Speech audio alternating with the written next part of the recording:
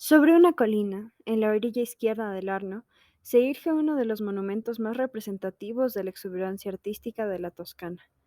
Con perfiles renacentistas, sobrio en el exterior y exquisito en el interior, se encuentra un palacio que nació de la rivalidad de dos de las familias más notables de la Florencia renacentista.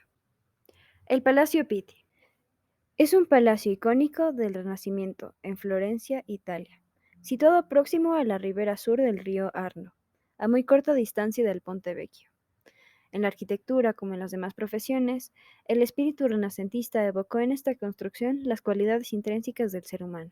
La antigüedad clásica redescubierta y el humanismo surgen como una guía para la nueva visión del mundo que se manifiesta en los artesanos del periodo. La construcción de este severo e imponente palacio renacentista fue encargado en 1458 por el banquero y comerciante florentino Luca Pitti. Algunas fuentes relatan que era amigo y aliado de Cosme de Medici y otras que fue su mayor enemigo. La historia temprana de este palacio es una mezcla de mito y realidad, pero el caso es que Luca Pitti quería construir un palacio que superase al Palacio Medici Riccardi, dando precisas instrucciones sobre el tamaño de las ventanas, que debían ser mayores que el pórtico del Palacio Medici. Pitti lo tenía todo calculado. La grandiosidad se le otorgaría a la amplia plaza que se iba a abrir ante su entrada principal. Compró la totalidad de las viviendas del entorno para mandarlas a derribar después, con el objetivo de que su obra magna pudiera contemplarse sin que nada le hiciese sombra. En el pasado se sostuvo que Filippo Brunelleschi fue el verdadero arquitecto del palacio y que su aprendiz Luca Fancelli realizó simplemente la tarea de ayudante, pero en la actualidad se atribuye el diseño original del palacio a Fancelli. Fancelli nació en Settignano, Florencia. Gran parte de su vida y obra es un enigma. Lo que se sabe con certeza es que se formó como cantero y albañil y estudió bajo la tutela de Brunelleschi. Giorgio Vasari, biógrafo de los artistas del siglo XVI, es responsable de muchas dudas sobre la autenticidad de las obras atribuidas a Fancelli, pues atribuye el diseño del palacio a Brunelleschi, aunque no esté en su estilo. Aparte de las diferencias estilísticas entre ambos arquitectos, Brunelleschi murió 12 años antes de que comenzasen las obras. El palacio original, aunque impresionante, no logró rivalizar en términos de tamaño y reputación a otros palacios de la región, pero en cuanto a su contenido, transformó la corriente a la moda de la época, con su fachada hecha de mampostería almohadillada, la repetición de vanos y arcos que dan al edificio una apariencia imponente, y que recuerda a los acueductos del Imperio Romano. Precisamente son ese tipo de características que definen la arquitectura en el Renacimiento. Cuenta con una planta centralizada y columnas adosadas al muro de orden dórico en la primera planta, de orden jónico en la segunda planta y de orden corintio en la tercera planta. Las ventanas están encuadradas por las columnas y por el almohadillado, con el propósito de remarcar una estricta simetría y relación armónica. La fachada se organiza en 3 pisos, separados por cornisas y rematados por una balaustrada. La cubierta del edificio es adintelada y está remarcada por cornisas. Este diseño original ha superado el paso del tiempo, pues la fórmula de su fachada se mantuvo durante las sucesivas ampliaciones del palacio, extendiendo su influencia en numerosas imitaciones durante la época y en recreaciones de siglos posteriores. Sin embargo, este tipo de construcciones no fueron lo único que surgió durante el Renacimiento. La ópera como género musical también nació en Italia en la misma era. Así que como dato curioso, se puede mencionar que en el anfiteatro que se encuentra en la parte posterior, se celebraron las primeras óperas de la historia. Este anfiteatro fue construido aprovechando el hueco que se formó con la extracción de piedra utilizada para levantar el palacio. Si bien fue construido en la segunda mitad del siglo XV, este proyecto quedó inacabado debido a la muerte de Luca Pitti en 1472. El edificio original, formado por 3 plantas con 5 ventanas en cada piso, fue vendido en 1550 por uno de los descendientes de Pitti a Eleonora de Toledo, la esposa del gran duque Cosimo de Medici, lo que convirtió el palacio en la residencia oficial de la familia. Por eso fue ampliado y modificado en 1560 por Bartolomeo Manati y a principios del siglo XVII por Giulio y Alfonso Parigi. Los dos arquitectos posteriores le dieron a la fachada su aspecto actual, con la única excepción de los 2 pabellones laterales que fueron construidos en la época de la familia real italiana y completados durante la primera mitad del siglo XIX.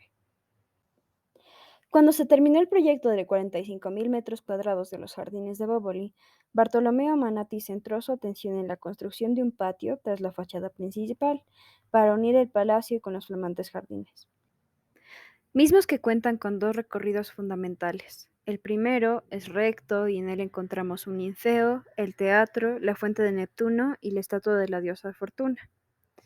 El segundo es un zigzag y con él llegamos a las varias grutas, fuentes, pérgolas, un pequeño lago y cientos de estatuas de mármol.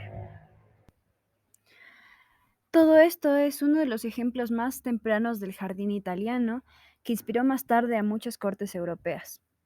Asimismo, se añadió dos alas al palacio que rodeaban el recién creado patio. Muchas otras alteraciones y adiciones menores se hicieron a través de los años, bajo distintos gobernantes y a cargo de arquitectos diversos.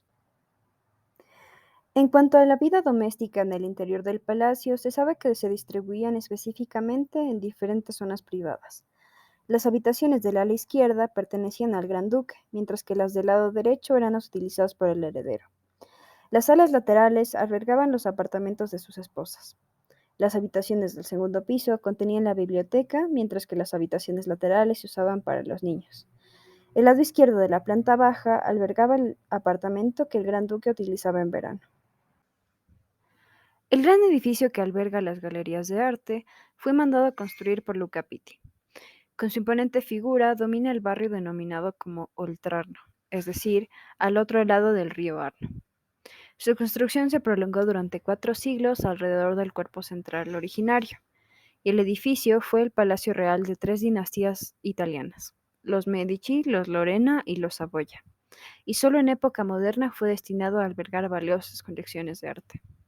Durante casi 3 siglos, es decir, hasta la anexación del Gran Ducado de Toscana al Reino de Italia en 1859, este edificio fue el escenario de los acontecimientos más importantes de la vida de la familia Medici, como la boda de Leonor Álvarez de Toledo con el duque Cosme Medici de Toscana en 1539, unión que sirvió para afianzar las relaciones del ducado con el Imperio español, pero además resultó en una unión estable, prolífica y feliz.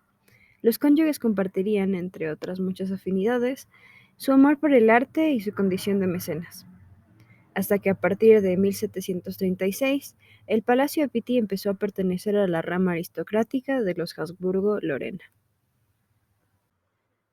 Uno de los tantos miembros de estas familias fue Pedro Leopoldo, un monarca ilustrado que actualizó las infraestructuras del Gran Ducado y fue de los primeros auspiciantes legislativos de la abolición de la pena de muerte, una disposición que se firmó en el Palacio Pitti en 1786. Entonces, es otro dato curioso que estos muros fueron testigos de la primera erradicación de la pena capital en un estado europeo. Pedro Leopoldo era, además, un hombre práctico y puso especial empeño en aumentar la confortabilidad del palacio. Hizo instalar una serie de chimeneas monumentales para caldear el ambiente y mandó a construir diversas salas de baño ricamente decoradas y abastecidas por un sistema de fontanería muy similar al actual. Sin embargo, las obras se interrumpieron en 1799, cuando la Toscana fue invadida por las tropas napoleónicas. Así que el Palacio Pitti pasó a dar temporal cobijo a Napoleón Bonaparte, quien en un punto lo usó de base militar durante su campaña de Italia, y posteriormente dio cobijo a su hermana Elisa, quien fue designada en 1801 nueva Gran Duquesa de Toscana, cargo que ejerció 14 años, hasta que, tras el Congreso de Viena, Fernando III recuperó el trono. Entonces fue que la propiedad regresó a las manos del Reino de Italia y fue la residencia de los monarcas del nuevo Estado unificado. Volviendo al tema de la distribución del palacio, la parte más importante de la colección de arte está repartida en las 6 salas que forman la fachada del palacio. Caídas en desuso, estas salas se utilizaron para exponer, desde finales del siglo XVII, las pinturas más importantes del Palacio Pitti, en gran parte precedentes de la colección de la familia Medici. A principios del siglo XX, el palacio, junto con su contenido, fue donado al pueblo italiano por el rey Víctor Manuel III de Italia, por lo que se abrieron sus puertas al público y se convirtió en una de las más grandes galerías de arte en Florencia. Hoy en día sigue siendo un museo público, ampliado por colecciones de arte del siglo XIX y principios del siglo XX. El palacio y los jardines de Bóboli albergan las siguientes exposiciones. La Galería Palatina, una espectacular galería que originalmente fue la pinacoteca de los Medici. En esta galería se exponen obras de Rafael, Tiziano, Rubens, Correggio y otros artistas europeos pertenecientes al Renacimiento y al Barroco. Galería de Arte Moderno.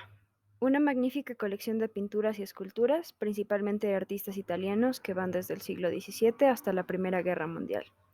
En su interior también se exponen algunas obras de artistas italianos del siglo XIX y principios del siglo XX. Museo de los Trajes. Una increíble colección de 6.000 artículos de vestimentas del siglo XVII, trajes y accesorios utilizados en el teatro.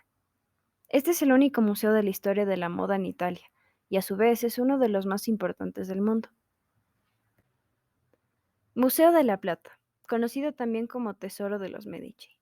Aquí se exponen objetos de porcelana, china y japonesa, jarrones de marfil, piedras preciosas, mosaicos, cristales y especialmente joyas. Museo de la Porcelana. Esta colección es la más hermosa de Europa en cuanto a objetos de porcelana. A la colección original fueron agregadas piezas traídas de palacios de distintos puntos de Italia. Es claro que la belleza de esta construcción, tanto en su exterior e interior como los objetos que contiene, son el legado de miles de artistas y artesanos a través de los años.